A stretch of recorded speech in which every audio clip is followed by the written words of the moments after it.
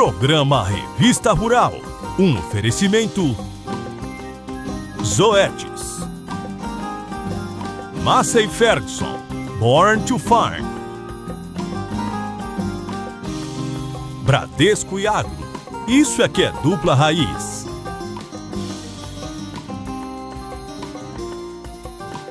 Tortuga, há 70 anos liderando o avanço no campo.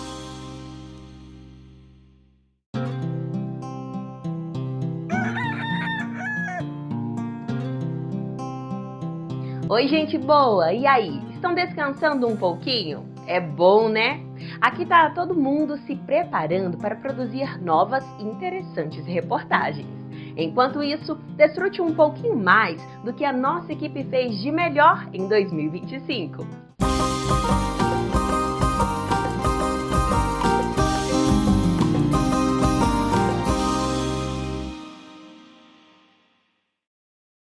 Hoje eu quero te pedir uma ajuda para divulgar o nosso canal. Além do joinha e do comentário, copie o link do vídeo e mande para os amigos, familiares e colegas de trabalho. Você não faz ideia do quanto isso ajuda a gente. E aí, podemos contar com você? Então, muito obrigada de coração.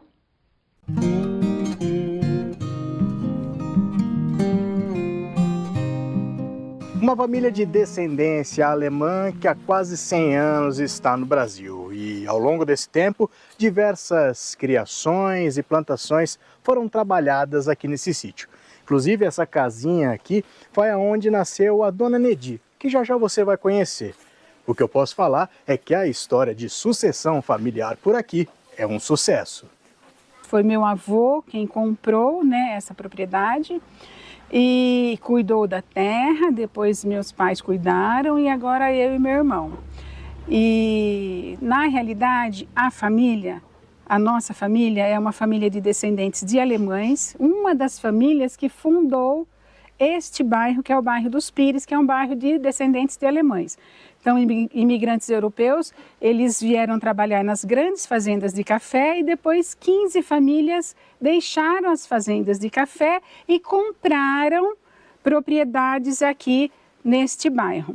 E foi assim que começou a nossa história. Eu e meu irmão somos da 4ª geração da família, e que estamos cuidando da terra. Anteriormente, então, era laranja, que Limeira já foi a terra da laranja.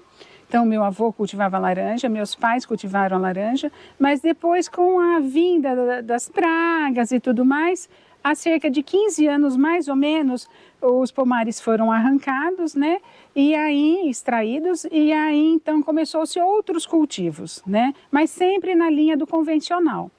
E há cerca de 4 anos, então, eu e meu irmão assumimos uma parte da propriedade para fazer um cultivo diferente, que da forma que os meus avós e os meus pais trabalhavam, não dá mais para a gente trabalhar hoje em dia, a gente tem que olhar mais à frente. Aí tivemos a ideia de trazer o palmito pupunha, buscamos ajuda, orientação, estamos aprendendo ainda, mas está dando certo.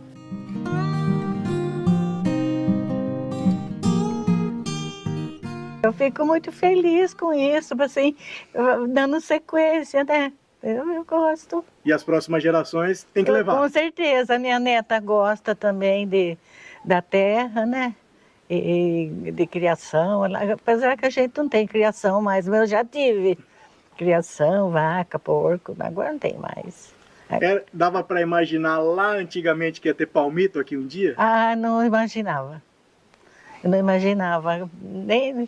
Foi ideia do meu filho, na verdade, Cassiano? Foi. Do meu menino, que trabalha com ela, E daí começou. E tá dando certo.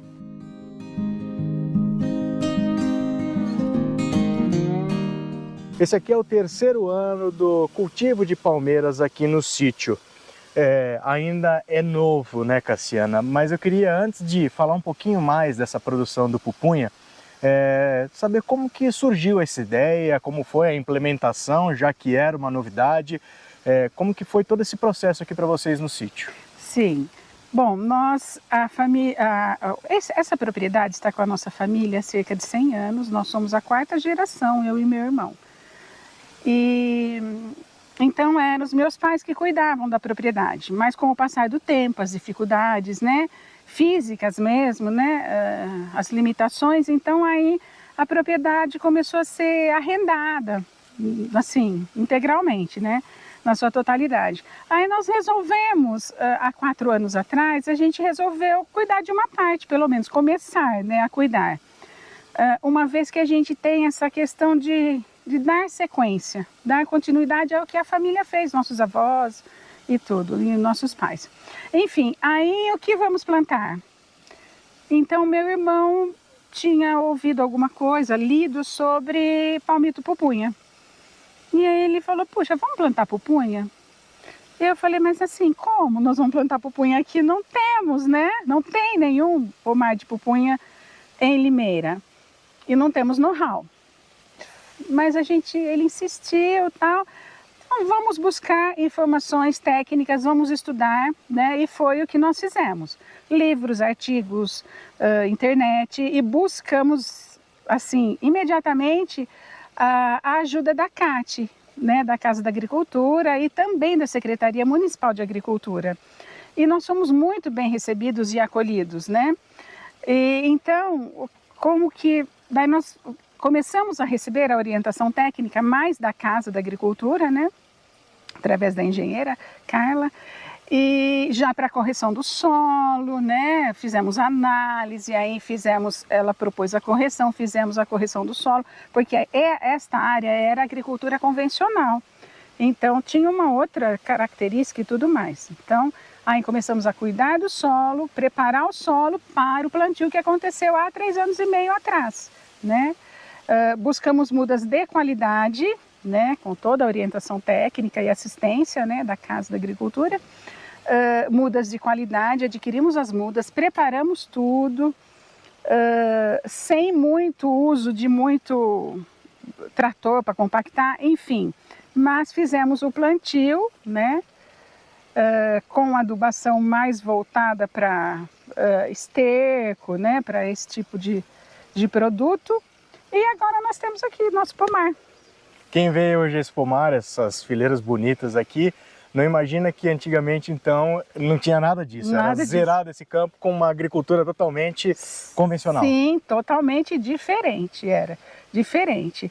E, assim, muito interessante porque é algo novo, né? Então, nós precisamos, é uma cultura nova, somos os pioneiros aqui no município, então a gente precisou fazer o sistema de irrigação, porque o índice pluviométrico aqui do município não atende, né, a necessidade do palmito pupunha, e assim estamos. Vocês tiveram que investir também, não só nas mudas, não só na estrutura, mas também nessa questão da água, então. Sim, houve um investimento. O mais pesado foi esse, né, o investimento, que foi a questão da irrigação. E nós adotamos o sistema de gotejamento, né, que goteja no solo mesmo, tem a quantidade certa, tudo, enfim. Quando eram pequenas as mudas ainda, então eram de uma forma, esse manejo, e depois, conforme foram crescendo, isso foi mudando.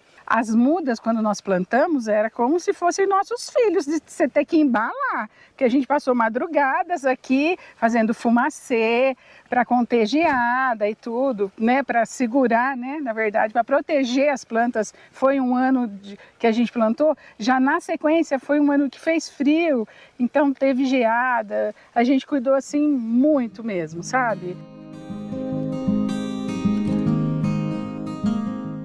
Cassiana, me explica agora um pouquinho essa parte de campo mesmo, né, da produção.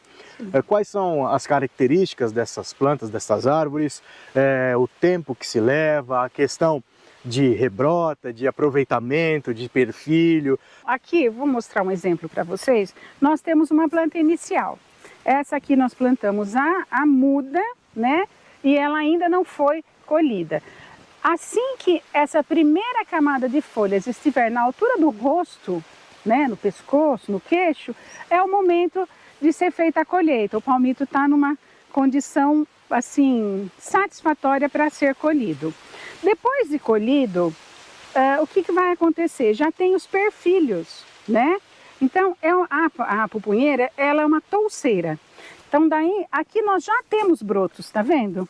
Já temos broto aqui. Aqui, menores, olha. Então, o que acontece? A partir do momento que a gente colhe esta planta-mãe, ela proporciona condições para que os perfilhos cresçam. Tem mais luz solar, tem mais energia para os perfilhos crescerem. Depois de um ano, mais ou menos, nós já vamos estar colhendo esses perfilhos, né? O palmito vem do perfilho daí. Assim, conhecidos como brotos também, né? Ali nós temos ao lado uma touceira que já foi colhida a planta-mãe. E aí nós temos os perfilhos em crescimento, quase em condições. Olha, aqui ele está maiorzinho, tem menor, esse bem menor. Então daqui a um ano, mais ou menos, até menos, a gente já consegue começar a colher daqui. Como é dividido o período do ano, entre os meses, as estações, nessa produção do pupunha?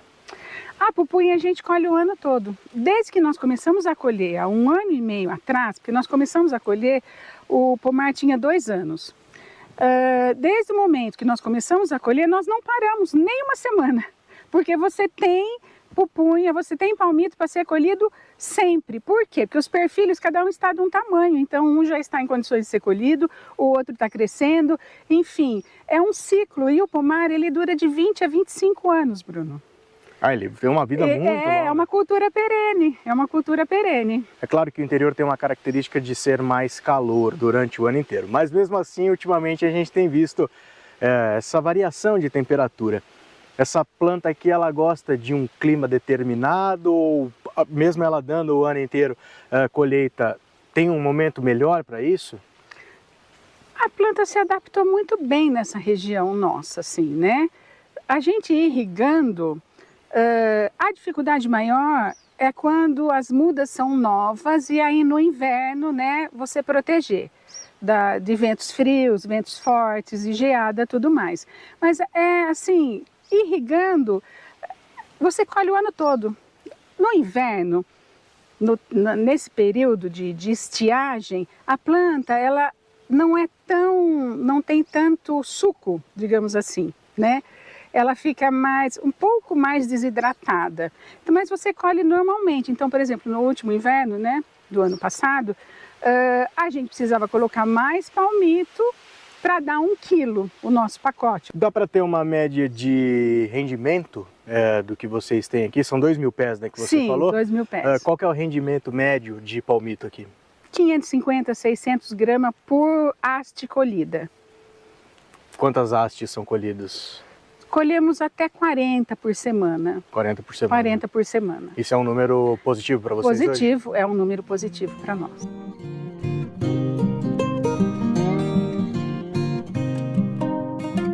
Como qualquer cultura, a sanidade, né, das plantas é uma preocupação para vocês, produtores. Cassiana, Sim.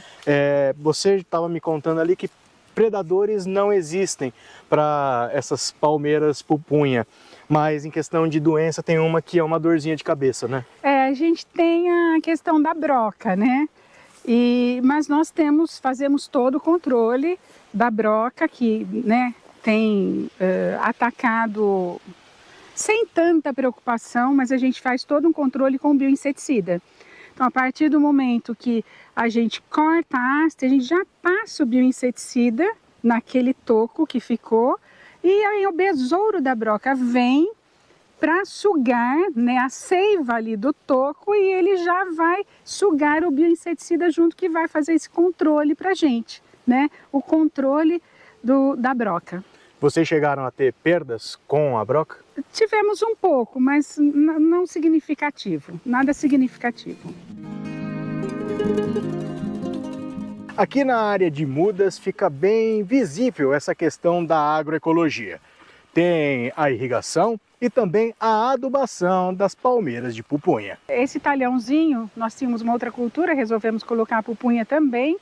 E quanto menos maquinário pesado, melhor, né? A gente faz a roçada, o mato roçado incorpora ao solo, que é exatamente isso que é o agroecológico, né? E o sustentável. E fazemos a adubação com cama de frango neste momento, né? Na época de chuvas, a gente intensifica a adubação com biofertilizante e tudo mais. E dá para ver também aqui nessas mudas menores a questão da irrigação, né? Do gotejo. E essa fase é uma fase que as mudas precisam muito da água. Aqui no trabalho agroecológico do sítio, a Cassiana e a família dela inventaram, vamos dizer assim, né, Cassiana, uma forma de proteger o palmito. Sim. Através desta cerca natural. O que é e como funciona? Bom, nós temos então, na verdade, ao entorno do palmital, nós temos essa cerca natural de capim-napier, na maioria do perímetro, e ela tem a função de quebra-vento, de proteger de geadas, né? Então é como se o palmital ficasse dentro de uma estufa, protegido, né? Então a ideia é um pouco essa, foi uma orientação técnica, inclusive isso também. Isso também evita que tenha deriva que venha do convencional para essa parte agroecológica, sim, né? Sim, isso talvez seja o principal, né? Como nós ainda temos uma parte que é cultivo convencional, a própria raiz do capim-napier, ela segura o carreamento dos produtos químicos para a área do palmital.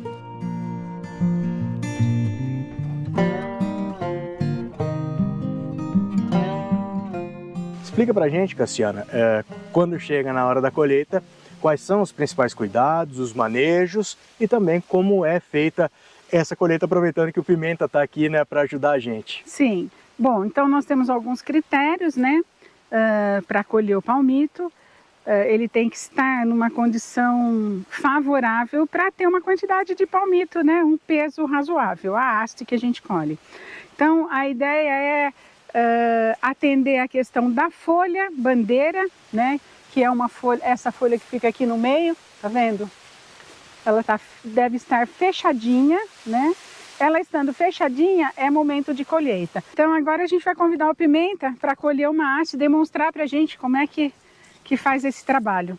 Sim, a gente tem que ter muito cuidado na hora de colheita, porque ó, a gente preservar esses brotos aqui, porque esse aqui são outros palmitos que vêm. Como esse aqui é um palmito da primeira planta, então a gente tira ele com bastante cuidado, preserva aqui. Primeiramente a gente tira essas folhas, a gente pica elas aqui, porque para quê? Elas vão servir para proteção do solo, entendeu?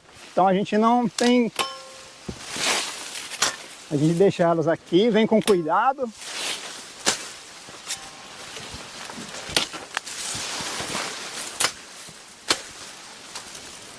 Agora chegou a vez de tirar o palmito.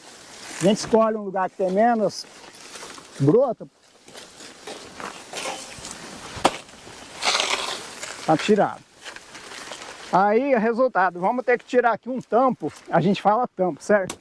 Isso aqui para proteger aquele tronco que ficou.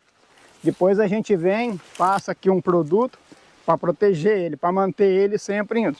E aqui está o palmito. Daqui a gente vamos levar ele lá para cima, para casa. A gente vamos fazer todo o processo de tratamento dele.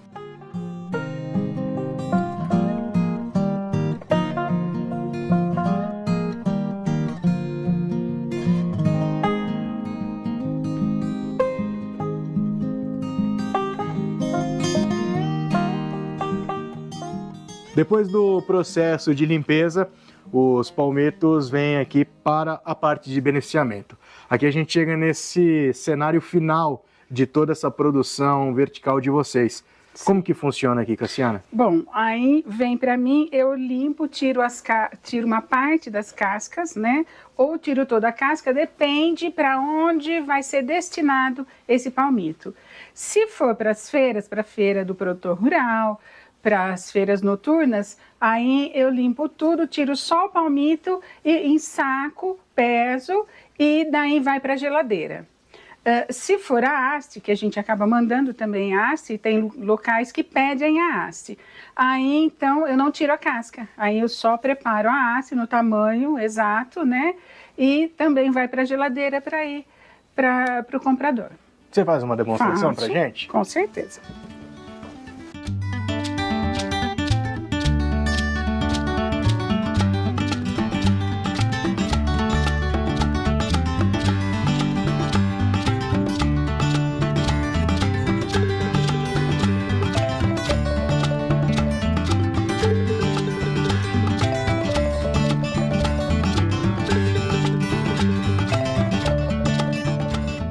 Aqui nós estamos chegando já no palmito, tá vendo? É um processo simples, né? Simples, é uma coisa simples. Tá vendo? O palmito está aqui, aí nós cortamos.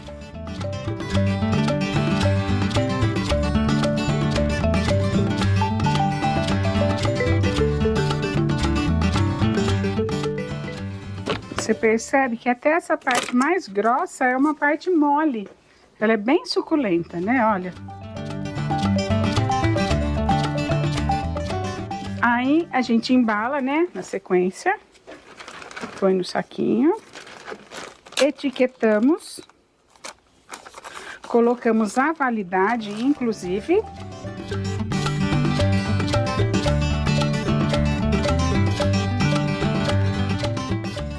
Pesamos, pronto para o consumidor, vai para a geladeira até levarmos para a feira do produtor rural. Cassiana, hoje qual que é o mercado aqui do sítio, para onde vão esses palmitos nessas duas variedades, né, que vocês apresentam? Sim, nós entregamos em restaurantes daqui da cidade e também levamos na feira do produtor rural. E nas feiras noturnas que nós temos, de terça e quinta, a cada 15 dias temos feiras noturnas, então essa venda é feita direto ao consumidor daí. E pessoas que encomendam, né? Porque quem gosta de palmito mesmo, ele prefere um produto mais natural, mais saudável, enfim, livre de produtos químicos e tal, né? E aí nos procura. No nosso Instagram, então daí as pessoas vêm do Instagram, pedem, já tem os clientes fiéis também, que pegam toda semana, no começo da semana a pessoa já manda mensagem: Cassiana, hoje vou querer tanto, essa semana tanto, aí nós entregamos também.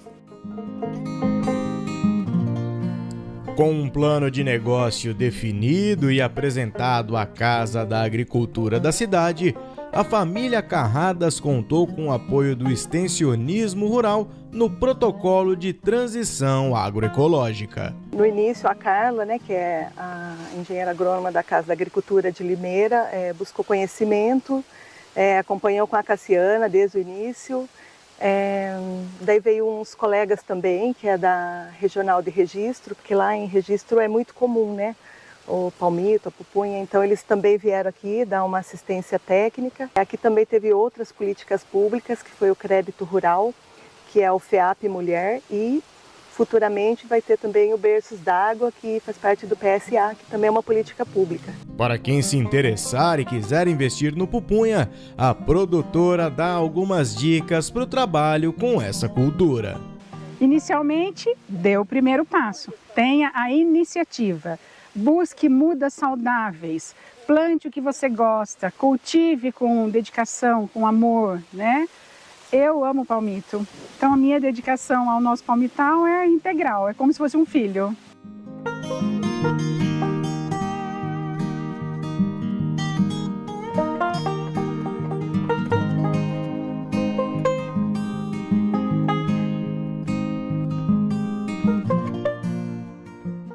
Tá achando legal as reportagens? Tem algum assunto que queira ver aqui? Então comenta aqui embaixo que a gente corre atrás. E fazendo isso, você ajuda o YouTube a divulgar o nosso canal para mais gente. Vamos lá, não custa nada. Estamos contando com você. E queremos agradecer as mensagens de carinho dos nossos espectadores.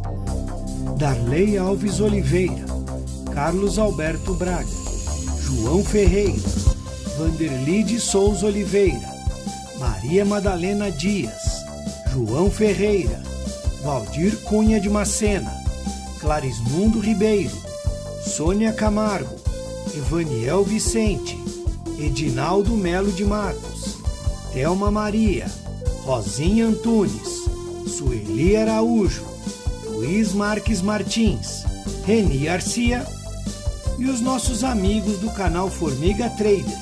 Tamo junto, pessoal! E não deixem de mandar suas mensagens, elas são muito importantes pra gente.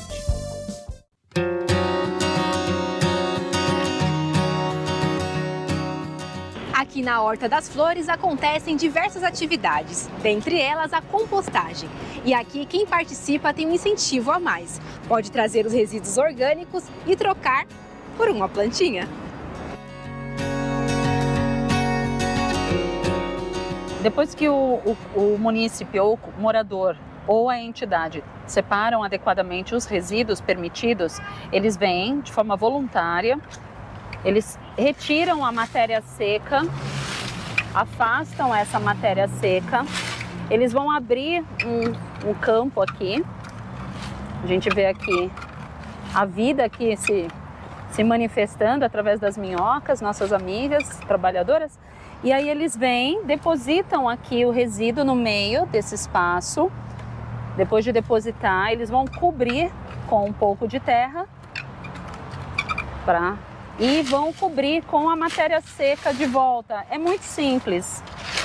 É um trabalho muito fácil, muito simples, e aí cobre. Se precisa estar totalmente coberto, totalmente, para ficar protegido e fazer o trabalho correto da decomposição da matéria-prima. Então, por exemplo, aqui a gente já percebe que precisa de um pouco de matéria seca, senão ela vai ficar descoberta. Aqui tem um pouquinho na lateral, a gente pode trazer para cobrir. E se não for o suficiente, a gente precisa ir buscar na área verde um pouco mais para colocar aqui. Normalmente as áreas verdes deixam as matérias secas em um lugar e a gente traz e cobre. E só. E precisa irrigar, não? Nada disso. A umidade ela é natural. Quando ela está saudável, porque o resíduo foi bem gerenciado, foi bem separado e colocado, manejado aqui, a gente não precisa fazer mais nada. Ela vai decantando, ela vai descendo, a gente continua colocando. Esse tamanho de composteira, esse padrão Embrapa, tem uma metodologia aqui. Esse padrão aqui pode receber até 500 quilos de resíduos. Esses 500 quilos de resíduos, eles podem virar aproximadamente 400 quilos de adubo. Então é muito produtivo, tudo é aproveitado, nada é desperdiçado. E aí esses 400 quilos de adubo vão para outras plantas e voltam para cá depois de consumidas. E como a gente sabe que já está na etapa de retirar esse adubo?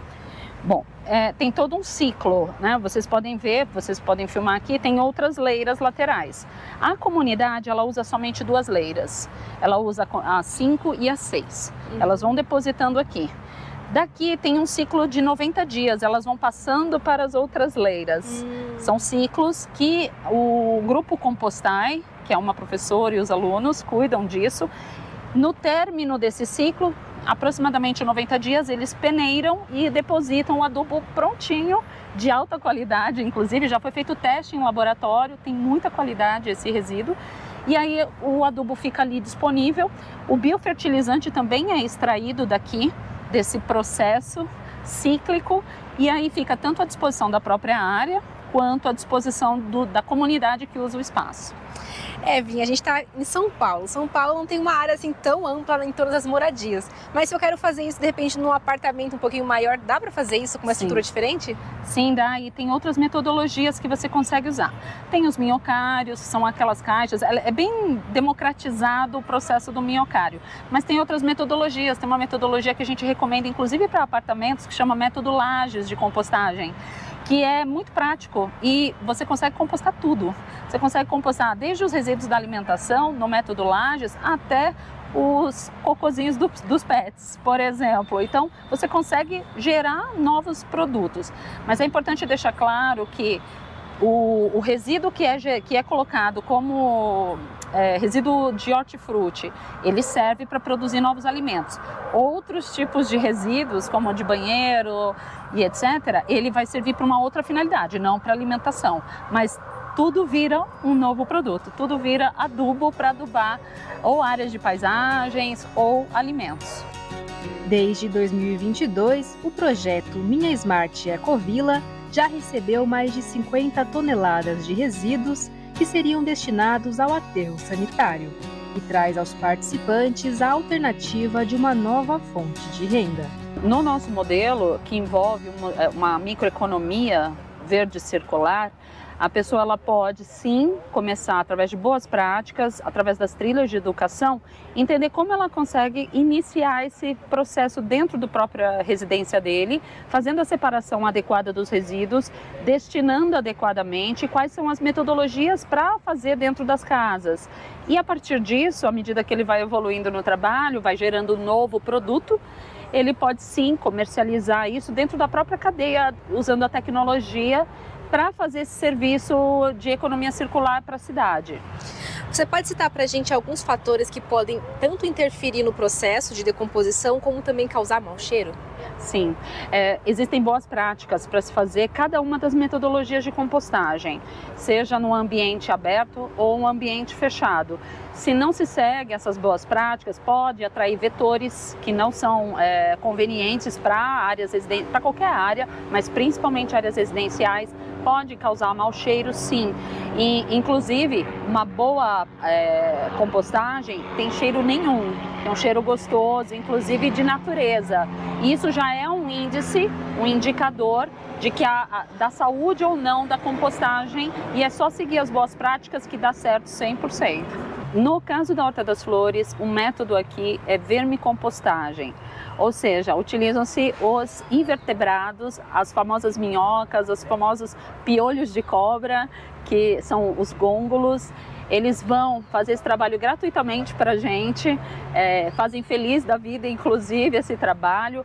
O que acontece para a metodologia da vermicompostagem, que é um termo técnico difícil, mas a gente pode usar o termo minhocário ou minhocas, as pessoas separam os resíduos naturais na hora de fazer as refeições, cascas de frutas, legumes, verduras, pode um certo nível de cítricos como limão e laranja, mas não pode ser em demasia, então precisa haver um bom equilíbrio desses resíduos, o que não é permitido, porque não vai trazer saúde para a compostagem, são alimentos cozidos, carnes, falando do método de minhocas, carnes cozidas e outros alimentos não deixam a composteira muito saudável.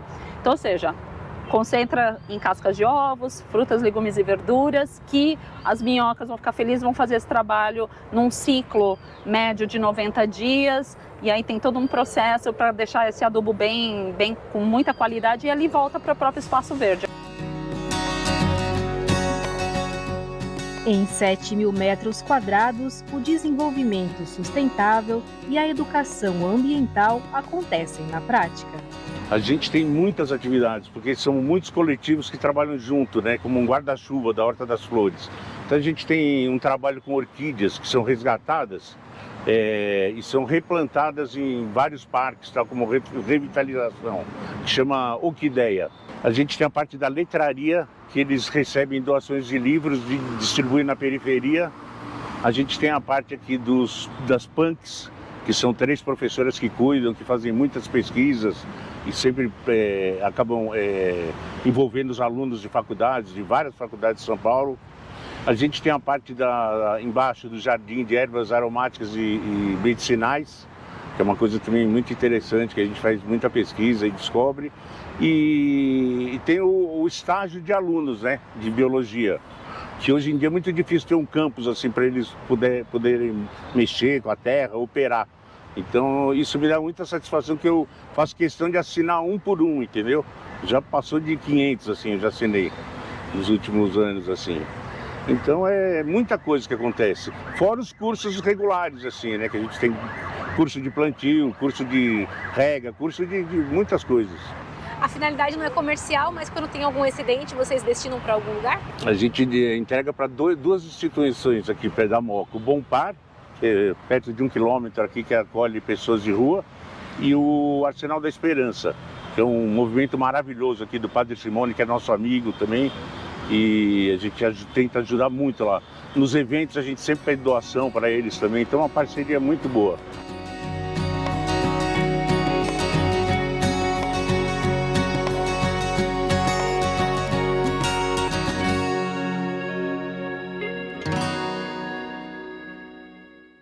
E aí, já deu seu like hoje? Não vai esquecer, hein? E aproveita também para fazer um comentário. Vou adorar ler o que você tem para dizer pra gente.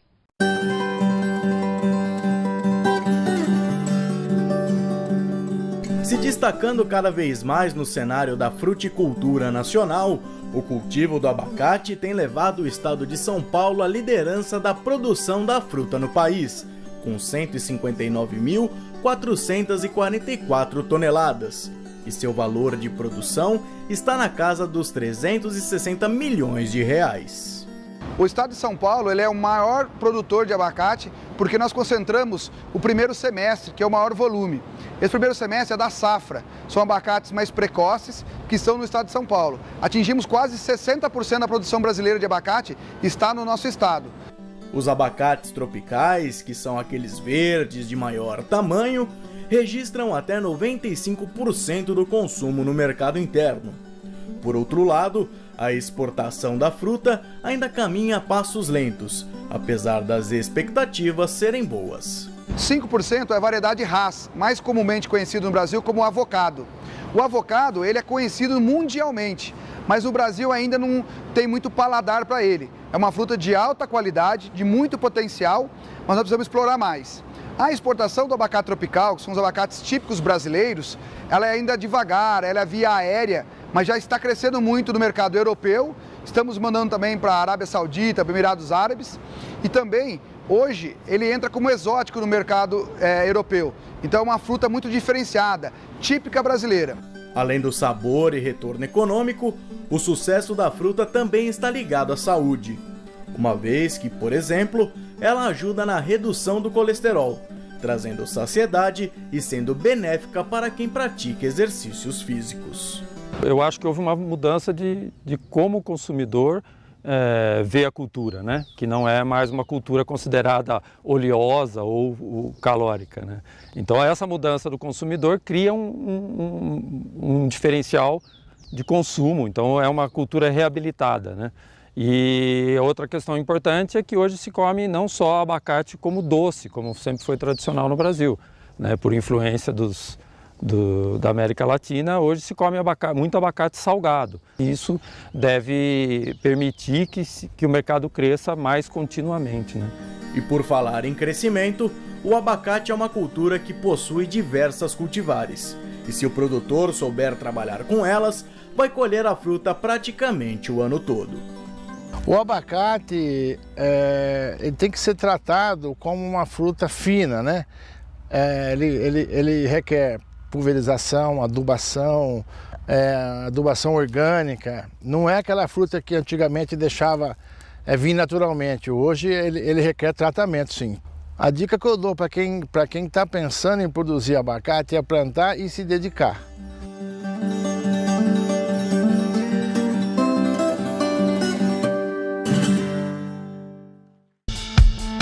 Você já viu o RR News dessa semana? Pois olha, ele tá cheio de notícias importantes sobre o agronegócio.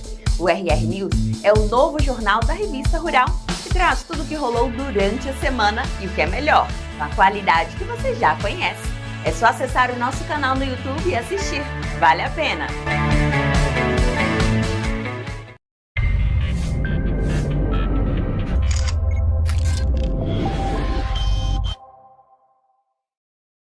Olá, bem-vindos a mais um programa Matsuda em Foco, direto aqui no nosso canal do YouTube. Hoje nós estamos aqui no Laboratório de Análises de Sementes, na matriz da empresa, em Álvares Machado, no interior do estado de São Paulo, para bater um papo com o Pedro Henrique Lopes Lorenzoni, ele que é engenheiro agrônomo e responsável pelo laboratório. Pedro, seja muito bem-vindo, bom dia para você. Bom dia, Suelen, bom dia a todos que estão nos acompanhando ou irão nos acompanhar. Realmente é um prazer estar aqui e poder passar um pouquinho de informações sobre a qualidade da semente, sobre as inovações que tem aí no setor forrageiro. Muito bem, como é que a inovação e a tecnologia ela tem influenciado a qualidade e a eficiência das sementes de pastagens que são produzidas pela empresa? Hoje as inovações elas ocorrem de uma maneira muito dinâmica. Antigamente, para você ter uma melhoria num determinado setor, levava-se aí vários anos. Hoje não, hoje nós temos aí cada vez mais produtos sendo não só desenvolvidos, mas também registrados para sementes de pastagem. Hoje nós temos aí vários produtos, seja ele químico ou biológico, que é uma onda crescente aí que vem surgindo, principalmente no setor forrageiro. Nós temos aí alguns produtos biológicos já com registro para tratamento. Nós temos o próprio tratamento da semente em si, nós temos aí sementes escarificadas mecanicamente, quimicamente, que já auxiliam a semente a germinarem mais rapidamente. Nós temos revestimento de semente com diversas tecnologias, uma mais focada para plantio a lanço, outra mais focada para plantio direto, outra mais focada num bem-estar sustentável, no caso das sementes Green Star, que além dos tratamentos com fungicida, nematicida, biológico, ela também tem uma composição 100% livre de microplásticos, então uma tendência aí do mercado europeu. Então, cada vez mais essas inovações, essas demandas vão sendo trazidas para dentro da empresa e vão sendo aí trabalhadas e desenvolvidas para que realmente a gente possa atender o produtor com os produtos que ele deseja. Isso daí sem contar em novos lançamentos, que também cada vez mais novos materiais estão sendo lançados, como ocorreu o ano passado com o MG19 Oasis, e outros materiais futuros aí que estão por vir. Pedro, quais são os benefícios das sementes de pastagens de alta qualidade para os pecuaristas? Você mesmo falou agora, né, dessa evolução que tem acontecido no mercado de forrageiras. Se a gente para pensar, nem é tanto tempo assim para tanta evolução, né? Mas quais são os benefícios para eles? E eles têm aceitado muito bem hoje em dia essas novas tecnologias?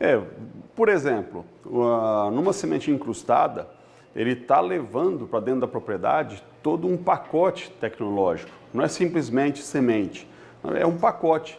E dentro desse pacote ele está levando, além do material de revestimento, conter micro e macronutrientes que, logicamente, não vão suprir a necessidade de uma correção de solo, de uma fertilização, mas com certeza aqueles materiais próximos da semente vão fazer com que o arranque inicial da germinação e o desenvolvimento inicial sejam melhorados.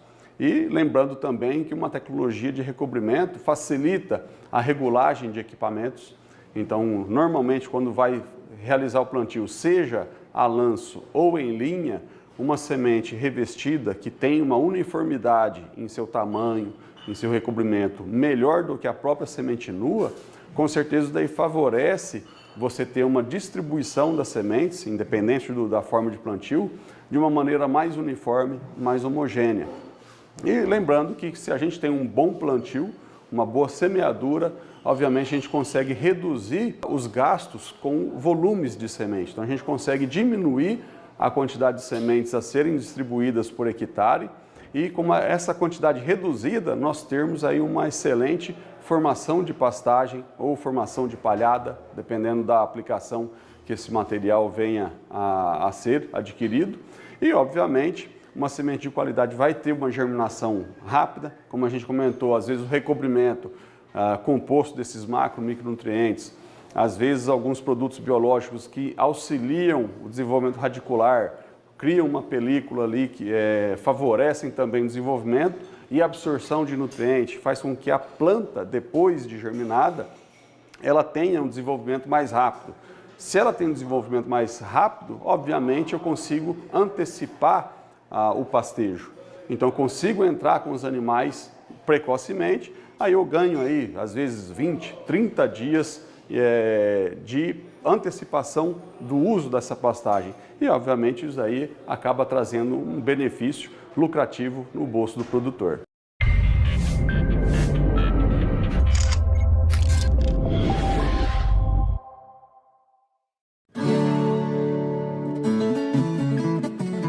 A região de Castro, no Paraná, concentra uma das maiores e mais tradicionais bacias leiteiras do país, com produção anual acima dos 450 milhões de litros. Se destacar numa região tão competitiva como essa não é para qualquer um. O senhor Alberto Wolters, proprietário da Chácara Tina, é um expoente na região, sendo hoje o segundo maior produtor, com cerca de 1.500 vacas da raça holandesa. A história da Chacaratina remonta algumas décadas. Na verdade, 7 décadas. Mas o começo não foi nada fácil, não é verdade, seu Alberto? É verdade. Que no começo foi difícil. Que você pensava até em voltar e ir para outro lugar, mas continuou teimando e sendo até hoje podemos dizer que foi bem sucedido e então estou muito satisfeito com os resultados. E como é que foi a chegada da família aqui? Conta um pouquinho da história de vocês. Eu não presenciei isso porque eu não estava aí ainda, mas meu pai era solteiro. Ele veio atrás da minha mãe, que veio com a família toda, os pais dela, os irmãos dela. Então, foi numa época que teve um grupo de imigrantes que veio em 1952 e 53, que começaram com a colônia castelana. E daí, como meu pai estava namorando a minha mãe na Holanda, minha mãe era de menor, não podia ficar lá, ela teve que ir junto e ele, para não ficar sem namorado, veio atrás dela também. Então foi até uma história bonita e interessante, porque ele começou aqui também com um pedaço de terra, ofereceram um pedaço de terra para ele tinha um pouco de dinheiro na Holanda, dos irmãos dele e do pai dele, e daí conseguiu comprar uns 50, 60 hectares aqui, e daí mais tarde comprou mais um pedaço do sogro dele, que ficava do lado da Chacaratina aqui, que era parte da herança da minha mãe. Então, depois ficaram com 100 hectares aqui, começaram. E aí já começou com leiteria, porque todo mundo começava com leiteria. Era, vamos dizer, a tendência, vamos dizer, o objetivo era começar com leite.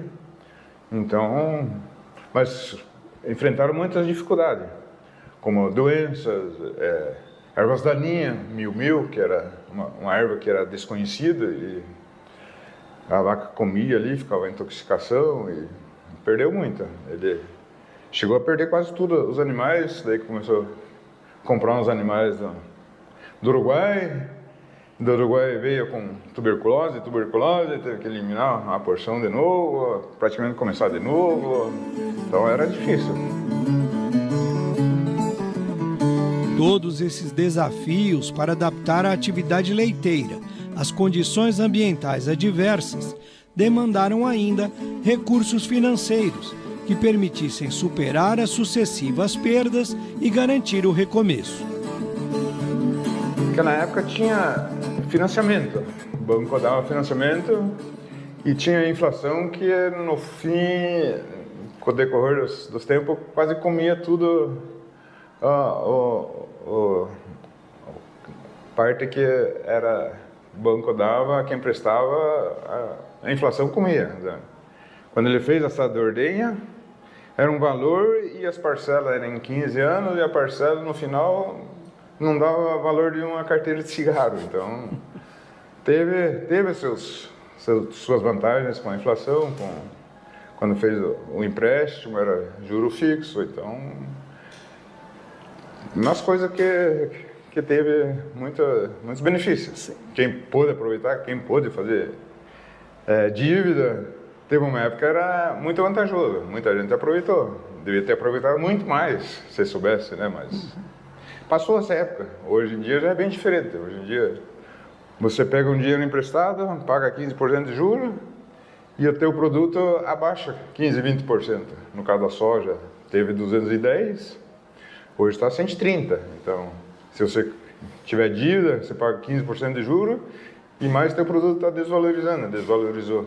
Então, daí, na verdade, é uma diferença de quase 40, 50% ao ano. Ao assumir os negócios da família no início dos anos 80, seu Alberto começou a implantar um projeto de expansão, aumentando o tamanho da propriedade e o número de animais em produção. Quando aí meu pai foi se desligando, eu tinha mais 4 irmãs, comprei a parte delas, em 10, 15 anos para pagar, e foi indo. Até que, na época, quando eu assumi, tinha 80 vacas daí. Fomos fazer um confinamento, um freestyle, para 140 vacas. Ele falou, não, mais do que 100 vacas não comporta, não precisa ter mais do que 100 vacas. Mas consegui fazer um freestyle para 140 vacas e ele aceitou, no fim aceitou.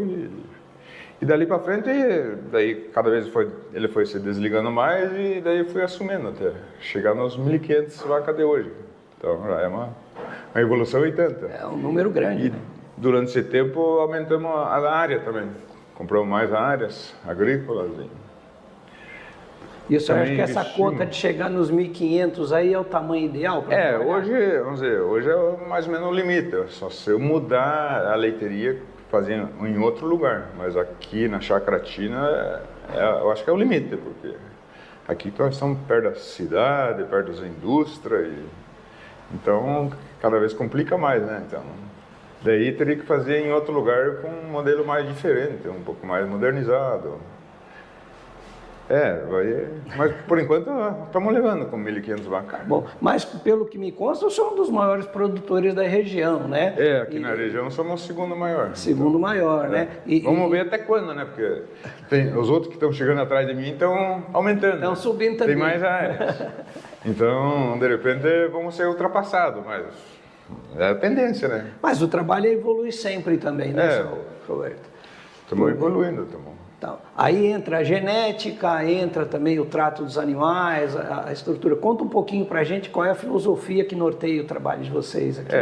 Procurar produzir, vamos dizer, em grande escala e com eficiência e custo mais baixo do que a produção e a produção por vaca, por hectare.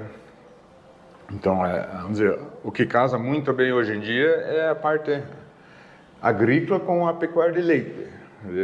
As duas atividades que dá maior rendimento.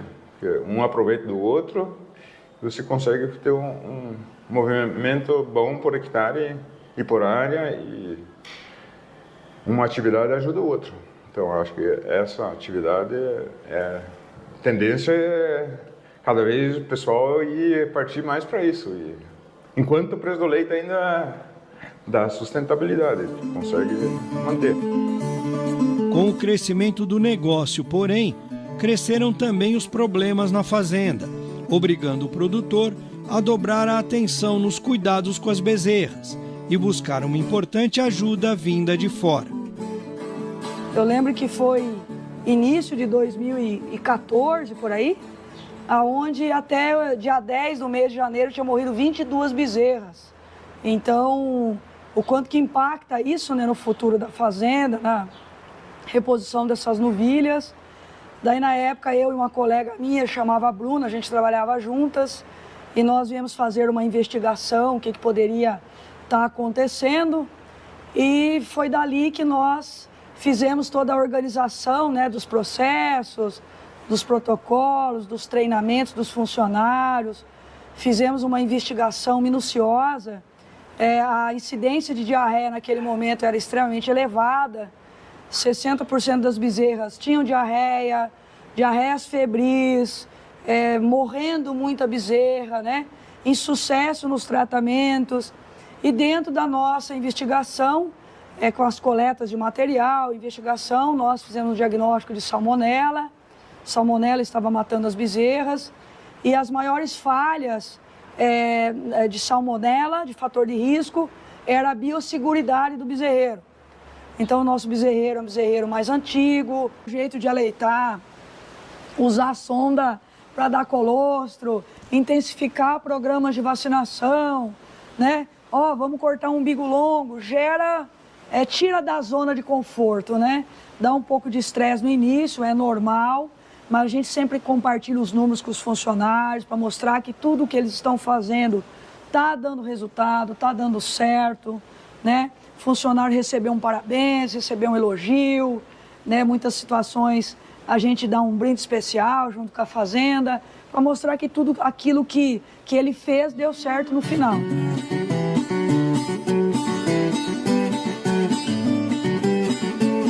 Eu vejo que esse é o caminho. As grandes fazendas no Brasil hoje que estão se tecnificando, que estão entregando um leite de alta qualidade para o consumidor final, têm se preocupado muito com essa capacitação técnica das suas equipes e com essa orientação técnica vindo de um profissional, de um médico veterinário especializado nas áreas, que vai trazer lá no final dessa história toda um produto de excelente qualidade para o consumidor, que é o que a gente mais busca aí nas nossas rotinas, né?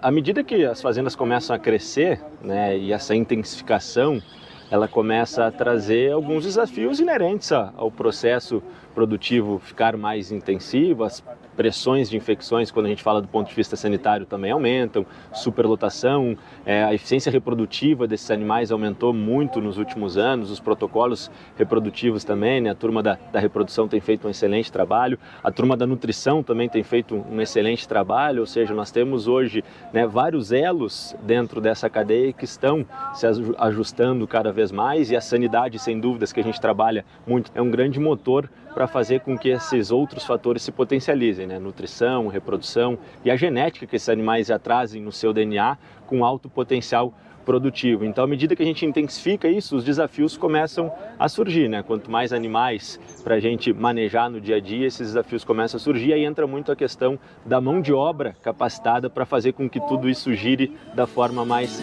adequada. Mantendo-se fiel aos princípios de um negócio familiar, o legado dos Wolters parece estar garantido. É o sentimento de ver a família envolvida nisso, saber que o negócio no futuro vai estar em boas mãos também. Pois é, isso que também é bom, porque é interessante, porque pelo menos a gente tem os filhos já têm seus filhos, que são os meus netos. Também estamos procurando interessar eles, porque hoje tem 2 filhos e uma filha já está envolvida na atividade. E esperamos que os netos também continuem com essa atividade e evoluem. Então, o senhor tem um projeto de sucesso no leite que, vamos concordar, não é fácil. Não. Produtor de leite não é fácil, não é né? fácil, mas tem certas coisas que a gente tem que fazer sem gostar, então é uma necessidade, né? Então nem sempre que a gente não gosta, mas tem que ser fazer. Então uma atividade que nem todo mundo gosta, mas eu até gosto, então foi bom, então. Mas meu pai não gostava de leite, mas para ele foi uma necessidade de sobrevivência. Ou ele fazia ou não tinha dinheiro para. Então, certas coisas que tem que fazer, nem que não gosta. Então, era uma necessidade. Então, ele chegou nesse ponto aí. Nem que não gostasse, mas ele tinha que fazer. Então, eu acabei gostando e a coisa estava dando resultado. Então, devagarzinho a gente começa a acostumar e gostar, porque está dando resultado, né? Então, quando a gente faz uma coisa que gosta e por muito dá tempo, resultado, né? E gosta da atividade, então tá aí, tá nessa. E que conselho o senhor daria para alguém que está mexendo com leite e quer fazer a diferença? Procurar produção, produtividade, resultado, tocar negócio bem feito.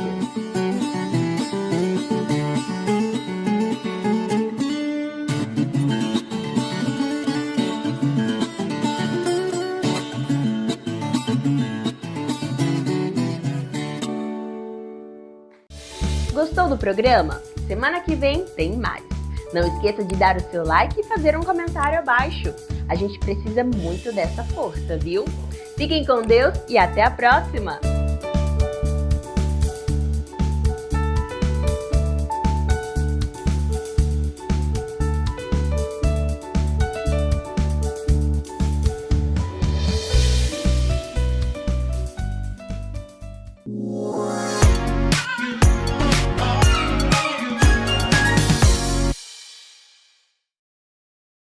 Melhor, só existe uma. E a melhor EAD do Brasil é a Uninter. Há quase 30 anos, investimos como ninguém em educação à distância. Com laboratórios reais para aulas práticas de verdade. E uma inovadora plataforma digital para interação direta dos professores com os alunos. Muita gente fala, mas só a Uninter prova. A melhor EAD do Brasil é a Uninter.